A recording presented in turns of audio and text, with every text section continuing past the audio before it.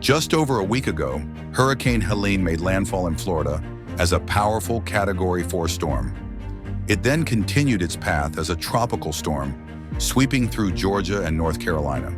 Throughout it all, ATI Restoration was prepared, actively monitoring the situation, planning ahead, and positioning our resources to be ready at a moment's notice.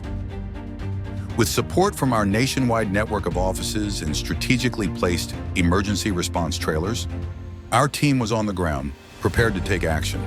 Backed by decades of disaster response experience, ATI mobilized response teams across the region, hundreds of employees, fully equipped and ready to confront the devastation. But our work is far from over.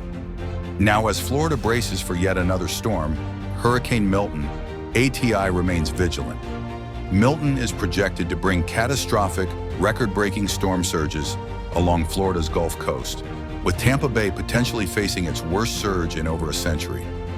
The region is expected to experience widespread and devastating damage. At ATI, we're here, ready to help. Our focus is on restoring your community, your business, and your property. Call us or visit us online. We're ready to restore, rebuild, and get you back to normal.